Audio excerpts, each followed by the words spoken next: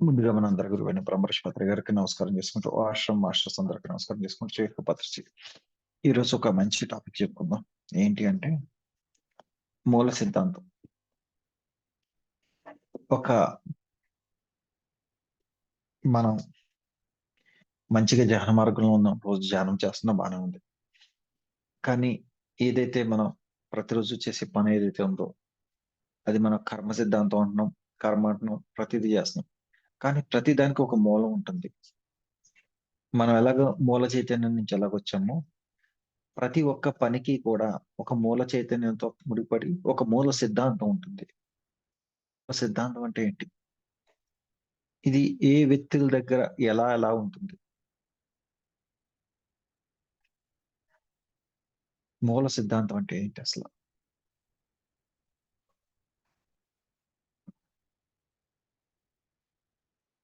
అనంత కోటి విశ్వంలో ఒకే మూల చైతన్యం నుంచి వచ్చిన అంశాత్మ అయినా సరే ఒక్కొక్కళ్ళకి ఒక ఐడియాలజీ ఉంటుంది. ఒక్కొక్కళ్ళకి ఒక నిర్దిష్టమైన ప్రణాళిక ఉంటుంది. అంటే ఈ భూమి మీదకి వస్తాకి ఒక్కొక్కళ్ళకి ఒక ప్రణాళిక ఉంటుంది. ఈ అన్నిటికీ కూడా ఒక మూల చైతన్యం ఉంటుంది. ఒక మూల సిద్ధాంతం ఉంటుంది. ఆ మూల సిద్ధాంతం ఏంటి అసలు? ఆ మూల చైతన్యం ఈ సిద్ధాంతానికి, ఈ మూల చైతన్యానికి అసలు ఏంటి సంబంధం? అది తెలుసుకుందాం. ఏంటి అంటే ఒక జన్మ చాలాసార్లు చెప్పుకున్నాం. మానవుడు ఫస్ట్ ఆత్మ పుట్టిన తర్వాత ఖనిజంగా తీసుకుని వృక్షంగా మారి జంతు సామ్రాజ్యం, మానవ సామ్రాజ్యంలోకి వస్తుంది. నుంచి ఇక్కడ కోరికలు ఎక్కువైపోయి ఇక్కడే ఉండిపోతుంది. పైకి వెళ్తలేదని చెప్పుకున్న బాగానే ఉంది. ఈ తర్వాత ఈ కోరికలకి ఈ కోరికలు పుడతాకి ఈ కోరికలు పుడతాకి అసలు మానవుడికి అసలు ఏ రకమైన ఉంటుందంటకి ఈరోజు చిన్న ఉదాహరణగా చిన్నగా రామాయణం నుంచి తీసుకుందాం. ఓకే. రామాయణంలో దశరథుడికి ముగ్గురు భార్యలు ఉన్నారు. మూడో భార్య రాముణ్ణి అరణ్యవాసానికి పంపించమంది. భరతుడిని మహారాజుగా చేయమంది. ఆ తర్వాత ఆ అడవికెళ్ళి కార్యక్రమంలో సీతాదేవి వచ్చింది. లక్ష్మణుడు వచ్చాడు. అడవికెళ్ళారు. అడవికెళ్ళినప్పుడు అక్కడ లక్ష్మణుడు రావణాసుడు యొక్క చెల్లిని రాముడి గురించి చూస్తున్నప్పుడు ముక్కు కోసేస్తడం జరిగింది. తర్వాత రావణాసుడు వచ్చాడు. రావణాసుడు ఒక ఒక బిచ్చగాడి రూపంలో వచ్చి సీతాదేవిని ఎత్తుకుపోయాడు. బానే ఉంది. ఈ అన్నిటికి మూలం ఏంటి? నిజంగా కైకేయి కన్న ఆవిడని అరణ్యవాసాలకు పంపించకపోతే ఇదంతా జరగదు కదా! రాముడు నిజంగా దశరథుడికి ముగ్గురు భార్యలు లేకుండా ఫస్ట్ భార్యకి కొడుకుగా పుడితే జరగదు కదా!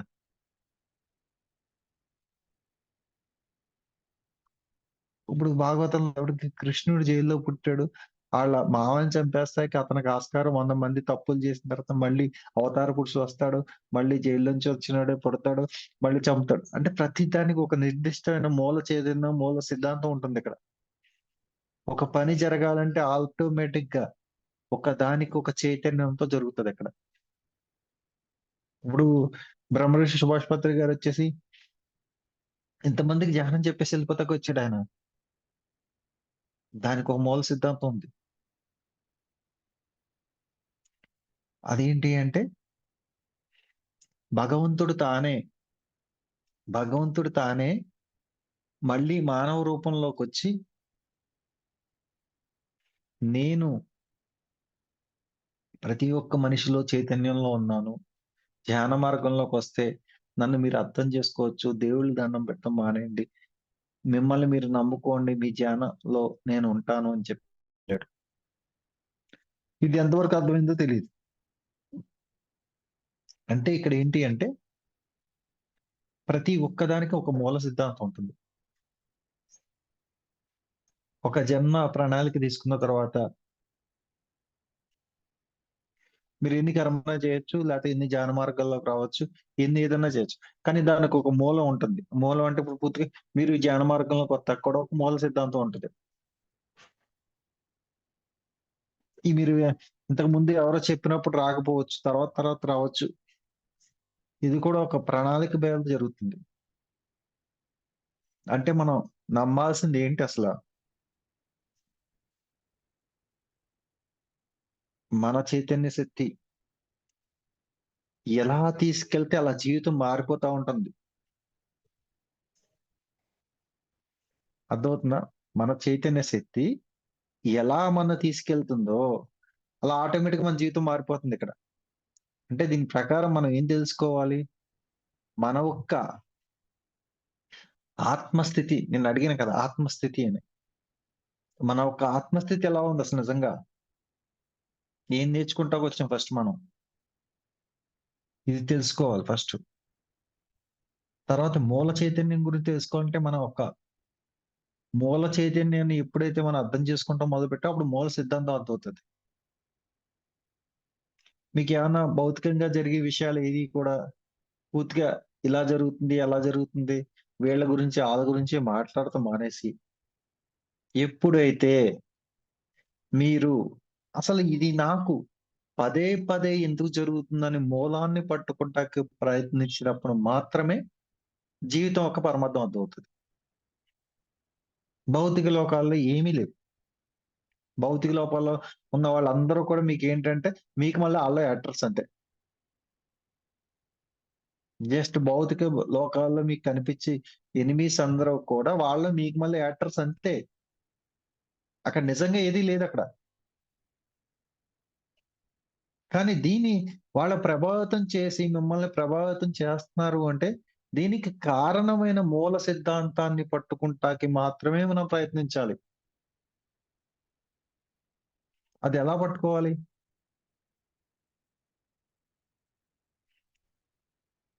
పూర్తిగా పాజిటివ్ వేలోకి అసలు ఎలా ఉండాలంటే మనం ప్రతి సెకండ్ ఎరికే.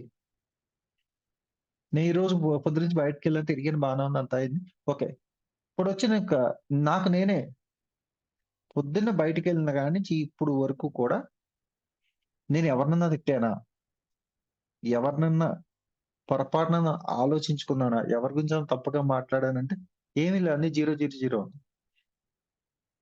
ఇది చాలా మెయిన్ మాట. అంటే ఇక్కడ విషయం ఏంటంటే మనము నిజంగా ఎవరినైనా సరే మనస్ఫూర్తిగా అన్నిటిని అంగీకరిస్తున్నామో లేదో చెక్ చేసుకోవాలి ఎవరికి వాళ్ళు. మనం ఇంకా మెడిటేషన్ చేసేటప్పుడు మెడిటేషన్ చేసేసి, నార్మల్ టైమ్‌లో ఎలా ఉన్నాం అన్నది కాకుండా, పూర్తిగా ప్రతి దాన్ని కూడా ఒప్పుకోవాలి మనం. ఏంటి అంటే ఛార్జింగ్ లేదు. ప్రతి విషయాన్ని ఒప్పుకోవాలి. ఎలా అంటే, మన స్థితేంటి, గతేంటి. రోజు ధ్యానం చేస్తున్నాం బానే ఉంది. నిజంగా మనం ధ్యానం చేస్తున్నామా? ధ్యానం చేస్తున్నట్టు అనుకుంటున్నామా? లేపోతే ఎవరో చెప్పిన భ్రమలో ఉంటున్నామా? లేపోతే ఎవరన్నా మనని పూర్తిగా ఒక మాయా ప్రపంచంలో తీసుకెళ్తున్నారా? ఎవరైనా అవ్వచ్చు. నేనన్నా అవ్వచ్చు, ఎవరన్నా అవ్వచ్చు. చార్జర్ అది కాదు గదా! నా చార్జర్ అక్కడ ఉంది చూడు. బయట ఉన్నట్టుంది చూడు. మనం మాయా ప్రపంచంలోకెళ్తున్నామా? లేకపోతే నిజంగా ఎవరైనా ఇబ్బంది పెడుతున్నారా? మనం ప్రతిసారి చెక్ చేసుకోవాల్సిన విషయం ఇదే. ఎందుకు చెక్ చేసుకోవాలి? ఎందుకు చెక్ చేసుకోవాలంటే అసలు విషయం చెప్తా వినండి. ఇక్కడ,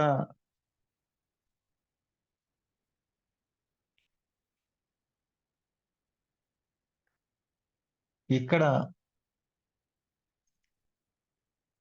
ధ్యాన మార్గంలో చాలా మంది గురువులున్నారు. చాలా రకాల పద్ధతులున్నాయి. ఏ పద్ధతి ఎవరికి సూట్ అవుతదో వాళ్ళకి వాళ్ళే జూసుకోవాలి. ఏ పద్ధతి ఎవరికెవరికి సూట్ అవుతుందో వాళ్ళే చూసుకోవాలి.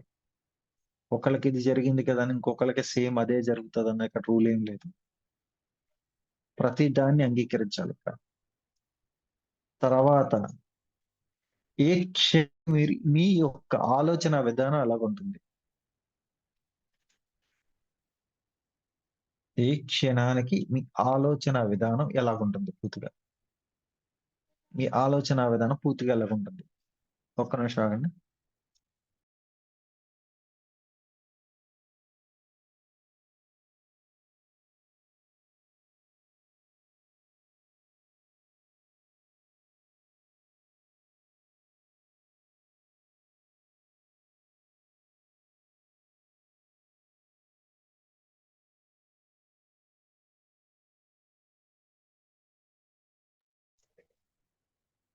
అంటే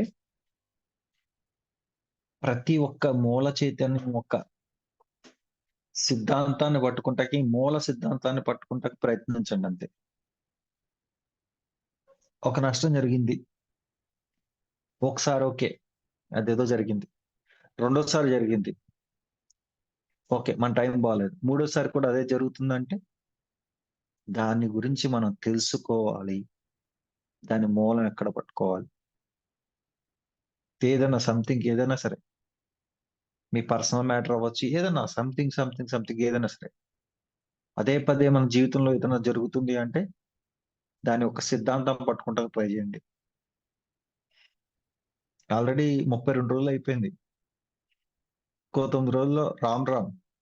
ఎవరికి వాళ్ళే ఏమున్నా తీరే. అంటే మనం ఏం నేర్చుకున్నామో, ఇంకా సమస్య వచ్చినప్పుడు గిలగిలా కొట్టుకుంటూమేనా? సమస్యల నుంచి బయటపడాలా? మనం ఏం నేర్చుకున్నాం? ఈ 32 రోజుల నుంచి. ఎంత పెద్ద సమస్య వచ్చినా చెలించకూడదు. దాని నుంచి మనం బయటపడే సామర్థ్యం మన ఆత్మలో ఉంది. మన ఆత్మకి అంత చైతన్యం ఉంది. మన ఆత్మకి అంత శక్తి ఉంది.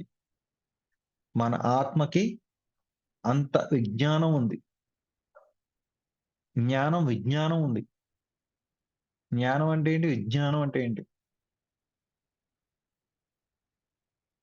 ప్రతి ఒక్క పని చేస్తున్నప్పుడు నేను ఒక సంపూర్ణమైన, ఒక గొప్ప, ఉన్నతమైన ఆత్మని ఇక్కడ ఈ పని చేస్తాకొచ్చాను అన్న భావనతో ఎప్పుడైతే మీరు పని చేయటం మొదలుపెట్టారో, ప్రతిదీ అద్భుతంగానే జరుగుతది.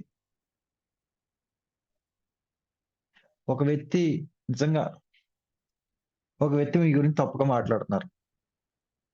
ఆ వ్యక్తి తప్పుగా మాట్లాడడం మీరు మనసులో ఇదనుకోండి. ఓ పరమాత్మ నేను ఒప్పుకున్నా. నేను ఇతని దగ్గర నుంచి ఏం నేర్చుకోవాలో నాకు నేర్పించండి. నేను సిద్ధంగా ఉన్నానని చెప్పండి. అక్కడ వర్డ్స్ మారిపోతాయి. చైతన్యం మారిపోతది.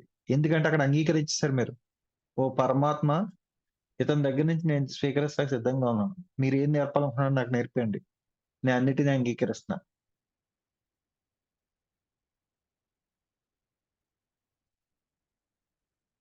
ఉదాహరణకి ఎక్కడో ఏదో కాలిపోతుంది. వెంటనే ఎళ్లి ఏం చేస్తారు? నీళ్లు పోస్తారు. ఇక్కడ మీరేం చేస్తున్నారు? నువ్వే దేవుడయ్యా! నువ్వే దేవుడు. ఓకే. నమ్మేసాను. నువ్వేం చెప్పాలనుకుంటున్నావో చెప్పేయి. అని ఎప్పుడైతే మీరన్నారో ఆటోమేటిక్‌గా అక్కడ చేంజ్ అయిపోతాయి. ఈరోజు ఇంకో విషయం చెప్పమంటారా మీకు? మీకో సీక్రెట్ చెప్తా. గత 8 నెలలుగా నేను క్లాసులు చెప్తున్నా. మీరందరూ ఏమనుకుంటారంటే, గణేష్ గారు అసలు ఎన్ని పుస్తకాలు చదివేశారో, గణేష్ గారికి ఎంత నాలెడ్జ్ ఉందో, రోజుకో ఒక సబ్జెక్ట్ చెప్పేత్తారు. ఎన్ని చెప్పేత్తాడు ఆయన అసలు అది ఇది అంట. నాకేమీ తెలీదు. నిజంగా ఏమీ తెలీదు. జీరో. జస్ట్ నేను చేసేదేంటంటే, నాకు తెలుసున్న విషయాలు అంటే, నా దగ్గరకు వచ్చినోడు నిజంగా సరైన జ్ఞానం అంటే ఏంటో, మీరే గురువులు మీరు చెప్పండి. మీకు సరెండర్ అయి ఉన్నానని చెప్పి, ఆ విషయం వాళ్ళు చెప్పిన విషయం మాత్రమే చెప్తాను నేను. నిజంగా నాకేం తెలీదు. నేను ఏ పుస్తకం చదవలేదు. ఒకటే పుస్తకం చదివా. మరణలేని మీరు 18 చాప్టర్ వరకు చదివా. తర్వాత చదవలేదు కూడా. అంటే ఇక్కడ ఏంటి పని చేస్తుంది నాది? పూర్తిగా సరౌండింగ్‌నెస్ ఎవరికి మాస్టర్స్‌కి వీళ్ళు ఇప్పుడు పాపం నా దగ్గరకొచ్చారు. వీళ్ళకి ఏం చెప్పాలి అసలు నిజంగా ఈ రోజు వీళ్ళకి అవసరం ఉన్న జ్ఞానాన్ని మీరు అందిస్తే నేను ఆ మాత్రం చెప్తానికి సిద్ధంగా ఉన్నా. నాకసలు ఏమీ తెలీదని చెప్పేసి ప్రతి సెకండ్ జీరో చేసి కూర్చుంటాను నేను. ప్రతి సెకండ్ జీరోయే నేను. నాకెక్కడ ఏముండదు. జీరో, జీరో, జీరో, జీరో అంతే. Knowledge zero. నా కీర్తి జీరో. ఆత్మనన్న విషయం కూడా జీరో చేసేసుకుంటాను నేను. మీరు ఈరోజు ఏమన్నా అది అయిపోయింది, ఇది అయిపోయిందంటే మీకేమన్నా పెద్ద ఓకే. గణేష్ గారు ఇలా చేస్తున్నారని మీకు అనిపిస్తది. నాకేమనిపించదు. ఎందుకంటే అది నేనే కాదసల. ఎందుకంటే ఈ గణేష్ కాదు కదా అది. చేసింది ఈ గణేష్ కాదు కదా! మీరు గణేష్ అన్న మొహం మీరు తీసి చూస్తున్నారు మీరు. లోనున్న పరమాత్మ మీకు తెలీదు గదా! పాపం అతను అంటే ఇక్కడ ఆలోచించాల్సిన విషయం గుర్తుపెట్టుకోండి. ఆ లోనున్నప్పుడు పాపం బయటున్నవాడిని ఇప్పుడు నేను ఈరోజు ఓకే. మీరేదో చెప్పారు, ఏదో పొగిడారు బానే ఉంది. నేను తీసేసుకున్నాను బానే ఉంది. కానీ లోన ఎవరున్నారో తెలీదుగా నిజంగా. ఆ లోనున్నోడు ఎంత ఫీల్ అయిపోతాడు మనం ఇలా క్రెడిట్‌లన్నీ తీసేసుకుంటాం అంటే.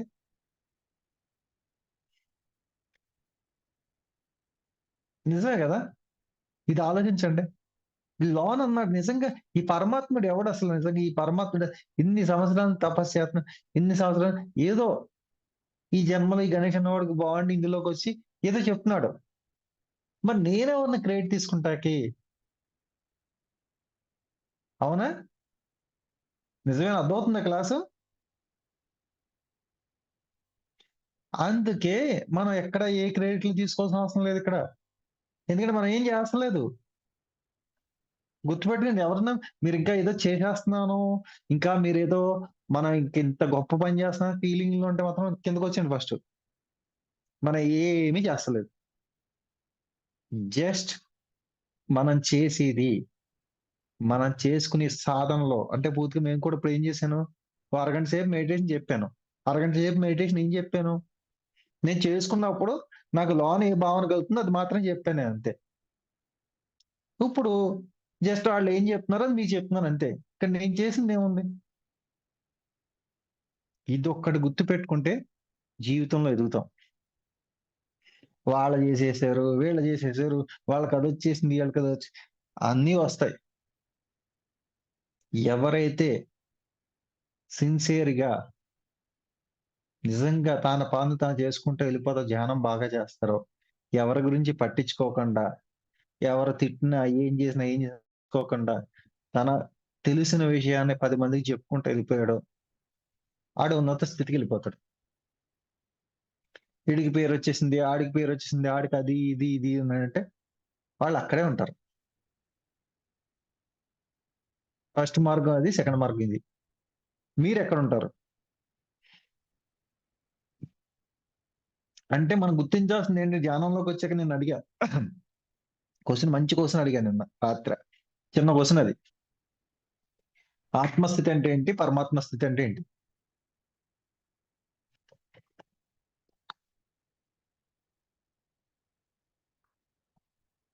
నేను ఈ క్లాస్ చెప్తున్నాను. ఇక్కడ నేను చెప్తలేదు. నా ఆత్మ చెప్తుందన్న భావన ఎప్పుడైతే వచ్చిందో నేను ఆత్మస్థితిలో ఉన్నట్టే. నా ఆత్మ చెప్తుంది అన్నది ఎప్పుడైతే నాకు అనిపిచ్చిందో, అది నేను ఆత్మస్థితిలో ఉన్నట్టే. పరమాత్మ స్థితి ఇక్కడున్న వాళ్ళందరి చైతన్యం నా చైతన్యంతో కలిసే ఉంది. అందరిని కూడా పూర్తిగా మార్చి శక్తి నాలో ఉంది. శక్తి నాలో ఉందని ఎప్పుడైతే అనిపిచ్చిందో అది పరమాత్మ స్థితి. ఈ రెండిటికి కూడా డిఫరెన్స్ తెలుస్తది నాకు. ఎందుకు తెలుస్తదంటే పూర్తిగా సరౌండింగ్‌నెస్ అంతే. ధ్యానం మనం చేస్తున్నామంటే పూర్తిగా శరణాగతి. ఎవరి మీద? గురువు మీద.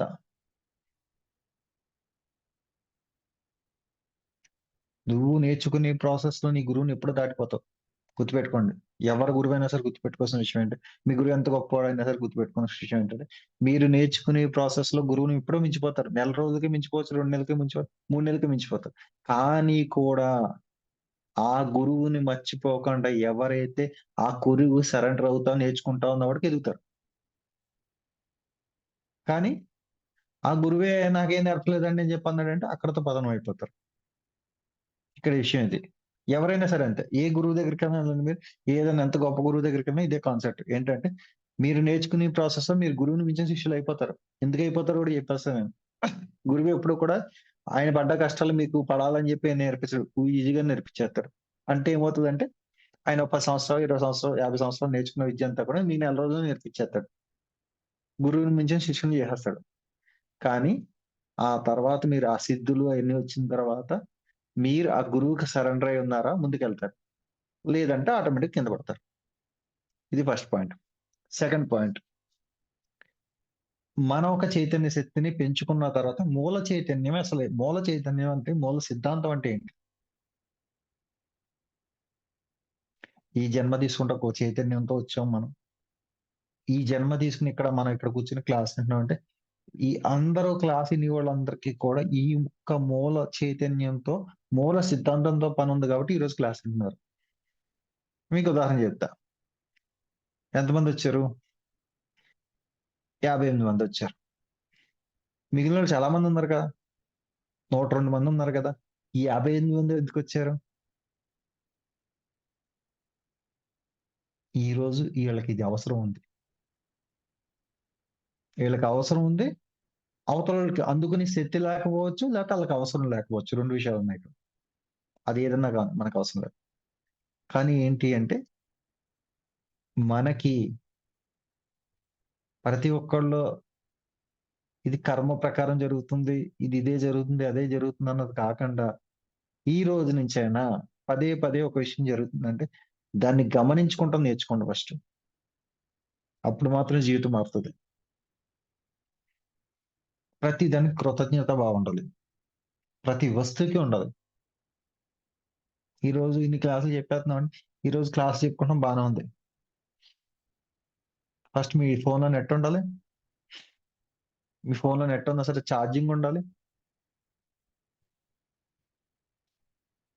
అన్నీ అన్నీ ఉన్నా సరే, మనకు ఒక జూమ్ సెషన్ ఉండాలి. జూమ్ సెషన్‌లో మళ్ళీ ఒక హోస్ట్ ఉండాలి. అన్నీ రెడీగా ఉన్న తర్వాత మీరందరూ కూర్చుంటే తర్వాత చెప్తాకి నేనుండాలి. ఇక్కడ ఎంతమంది వర్క్ చేస్తున్నారు? అన్నిటికి కృతజ్ఞతా భావమే. ఏది ఊరికనే ఏది రాదు. ఎంతో మంది శ్రమిస్తేనే బయటకొస్తది ఏదైనా సరే. దాన్ని అర్థం చేసుకోవాలి మనం. ఇప్పుడు మీ అందరూ క్లాస్ ఇంటున్నారు బానే ఉంది. మీ ఎవరికీ ఏ టెన్షన్ ఉండదు. నాకు ఏ టెన్షన్ ఉండదు. నేను ఏదో బానే చెప్పేస్తే బానే ఉంటది. ఇక్కడ టెన్షన్ అంతా ఎవరికి? హోస్ట్ ఎవరున్నారో వాళ్ళకి. ఇక్కడ క్లాస్ గమ్మున మధ్యలో ఏమన్నా బ్రేక్ అయితే ఆళ్ళనే అడుగుతాం. గమ్మున ఎవరైనా సరిగ్గా మాట్లాడకపోతే ఆళ్ళనే అడుగుతాం. మళ్ళీ ఏమన్నా ప్రశ్న మధ్యలో ఆగిపోతే నువ్వే చెప్పమ్మని అడుగుతాం. అంటే వాళ్ళంత శ్రమిస్తున్నారు హోస్ట్‌లు. అంటే ఇక్కడ విషయం ఏంటంటే మూలం ఎక్కడి నుంచి మొదలైంది? ఇప్పుడు ఈ క్లాసులు చెప్పుకుంటున్నారు. ఈ మూలం ఎక్కడో తెలుసా? 3 సంవత్సరాల క్రితం నేను జస్ట్ ఒక జూమ్ సెషన్ ఉంటే బావుంటది. ఒక క్లాస్ ఉంటే బావుంటదని పెట్టుకున్న మూలం ఇక్కడి దాకా వచ్చింది. ఆ రోజు నేను అవసరం లేదు వెంకటేశ్వర సార్ కూడా ఆ రోజు 7 రోజులు కూడా క్లాస్ చెప్పించాం ఆయన చేత ఎవరు లేకపోయినా సరే. అది ఆ రోజు అవసరం లేదని చెప్పి మానేతే ఈ రోజు ఇక్కడి దాకా రాదు. ప్రతిదానికి మూలమే. అంటే ఇక్కడ మనం నేర్చుకోవాల్సిన విషయం ఏంటంటే పూర్తిగా మన స్థితి ఏంటి? మన స్థితిలో కరెక్ట్‌గా ఉన్నామా లేదా? ఎవరు మెచ్చుకొని, ఎవరు మెచ్చుకోపోని. నువ్వు ధ్యానం బాగా చేస్తున్నావా లేదా ఫస్ట్ పాయింట్. సెకండ్ పాయింట్ ఎవరికైనా నీ వల్ల ఉపయోగం ఉందా లేదా చూసుకోండి. ఈ ధ్యాన మార్గంలోకొచ్చాక ఎదుగుతున్నారా? తగ్గుతున్నారా? మీ ద్వారా ఎవరినన్నా మంచిగా చేస్తున్నారా? లేకపోతే పాడు చేస్తున్నారా? పాడు చేత్తం అంటే ఏం లేదు. మీకు అర్థం కాని ఒక వీడియో ఉందనుకోండి. అది 10 మందికి పంపించారనుకో అది నిజంగా పాడు చేత్తం అది. అందులో సబ్జెక్ట్ లేకుండా మీరు 10,000 రకాలుగా పోస్టులు చేస్తున్నారంటే అది పాడు చేస్తున్నారు అది. మీకు అర్థమైంది. ప్రమాణంగా అర్థమైంది. దాన్ని మీరు ప్రచారం చేసుకోండి. మీకో పుస్తకం అర్థమైంది. దాన్ని 10 రకాలుగా చెప్పండి. ఓకే అది. అంతేగాని మీకే అర్థం కాని విషయాలు మీరు ఓకే. అది ఆయన చెప్పాడు, ఈయన చెప్పాడని ఫార్వర్డ్ చేస్తే మనకు తెలియకుండానే ఇంకా అవతల వాళ్ళకి నష్టం చేస్తున్నట్టే. ఎందుకంటే ఒక మంచి స్థితిలో ఉన్నప్పుడు మన నోట్లోంచి ఒక చిన్న మాటొచ్చినా తేడాగా మనం సరికాని వ్యక్తుల్ని మనం పరిచయం చేసినా, సరికాని వ్యక్తులతో మనం తిరిగినా అటు తిరిగి ఇటు తిరిగి మనకే నష్టం. అందుకు చూసుకొని ఈ రోజు నుంచైనా పూర్తిగా 32 రోజులు అయిపోయింది కాబట్టి ఇంకా 9 రోజుల్లో ఏం నేర్చుకుంటామన్నారో ఆలోచించుకోండి మీరు. తర్వాత ఇంకోటి ఏంటంటే నాకు అర్థమైన నీతి ఏంటంటే ఇంకా మనకి ఆత్మస్థితి అంటే ఏంటి, పరమాత్మ స్థితి అంటే కూడా అర్థం కాలేదు. ఇది ఎంతమంది ఒప్పుకుంటారు?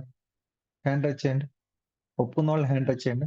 తెలియలేదని, తెలియలేదన్న వాళ్ళు.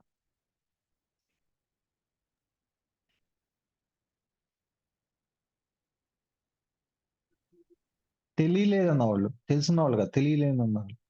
నాకు తెలియలేదు అని.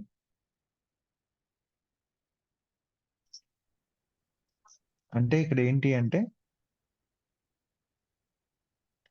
సత్యాన్ని సత్యం అని చెప్తా కూడా మనం భయపడుతున్నాం. తెలియదు అన్న విషయం ఇంకా తెలియదు అని చెప్తా కూడా భయపడుతున్నాం. నేను రోజు క్లాసుల్లో పదే పదే చెప్తా. చెప్పిన తర్వాత ఇదే సబ్జెక్ట్ గురించి అడగండి. దీంట్లో ఏమైనా డౌట్లు ఉంటే అడగండి. వేరే సబ్జెక్ట్‌లోకి వెళ్ళొద్దు. వేరే దాంట్లోకి వెళ్తే మీకు అర్థం కాదు అని చాలా సార్లు అడిగా. కానీ ఈ 32 రోజుల నుంచి నా నంబర్ మీ దగ్గర ఉంది. నా నంబర్ మీ దగ్గర ఉంది. గణేష్ అంటే తెలుసు మీకు. అన్నీ తెలుసు. కానీ ఒక్క క్వెషన్ అడగలేకపోయారు అది. అది గొప్ప విషయం. హ్మ్. మరి ఏమనాలి? నాకైతే పోనీ నేను ఏమంటాను రాదు. నాకు అదే ప్రాబ్లమ్. నా కూతురిని ఏమన్నా మిమ్మల్ని ఏమంటాను నేను? నా కూతురినే ఏమనను నేను. మిమ్మల్ని ఏమంటాను నేను? అందు గురించి మీరు అర్థం చేసుకోండి అంతే. ఒకటే మాట. ఆత్మస్థితి అని ఎవరన్నా మిమ్మల్ని క్వెషన్ అడిగితే, ఆత్మస్థితి అంటే ఏంటి అని అడిగితే, నేనొక చైతన్యాన్ని. ఇక్కడ ఆది అంతం లేని ఈ స్థితిలోకి అంటే పూర్తిగా ఈ విశ్వంలోకి నేను వచ్చాను. ఒక చైతన్య శక్తిగా వచ్చి ఇక్కడ అనుభవాలు తీసుకుంటాకొచ్చిన ఒక గొప్ప ఆత్మని అని తెలుసుకుంటా. చావు పుట్టుకతో సంబంధం లేదు. నా ఆత్మ ఎప్పుడూ కూడా శాశ్వతంగా ఉంటుంది అని గుర్తించి ఎవరైతే ప్రతి దాన్ని కూడా ప్రతి సెకండ్ కూడా ఇరుకుతో ఎవరైతే ఉన్నారో వాళ్ళ ఆత్మస్థితిలో ఉన్నట్టు. పరమాత్మ స్థితిలో ఎవరున్నారు? ఈ మహా చైతన్యం అంతా కూడా నాలో ఉన్న మహా చైతన్యం బయట కూడా ఉంది. ప్రతి చోట నేనే ఉన్నాను గుర్తించటమే పరమాత్మ స్థితి. ఆ శివుడిలో ఉన్న చైతన్యం నేనే. ఈ కృష్ణుడిలో ఉన్న చైతన్యం నేనే. ప్రతి చోట నేనే ఉన్నాను. కానీ ఇక్కడ ఈ అనుభవ జ్ఞానం తీసుకొని మళ్ళీ ఉన్నత లోకాలకెళ్తాకొచ్చిన పరమాత్మ స్వరూపాన్ని, పరమ చైతన్యాన్ని నేనే పరమాత్మను గుర్తించటం. పరమాత్మ స్థితి. మీకు తెలీదంటలేదు. కానీ రేపొద్దున ఎవరన్నా మిమ్మల్ని ఇదేంటి అని క్వెషన్ అడిగారనుకో, మీరే ఇబ్బంది పడతారు. అందుకే చెప్తున్నా. ఈరోజు దీని గురించి ఏమైనా డౌట్లుంటే అడగండి. ఈ కరెక్ట్‌గా ఈ 8 రోజులైనా సరే కరెక్ట్‌గా నేను చెప్పింది ఫాలో అయ్యి, ఏమన్నా దీని గురించి మాత్రం చెప్తే ఏమన్నా ఉంటే బాగా ఉపయోగపడతది. వేరే విషయాల్లోకెళ్ళొద్దు. ఎందుకంటే ఇంక టైం చాలా తక్కువైపోయింది. ఆల్‌మోస్ట్ ఇంక 32 అంటే ఇంకా 9 డేస్ మాత్రమే ఉంది. ఓకే. ఇది సంగతి ఈ రోజుకి. జై హో Patriji. Thank you. Thank you. జై హో పత్రిజీ మాస్టర్స్. Thank you. నమస్తే సార్.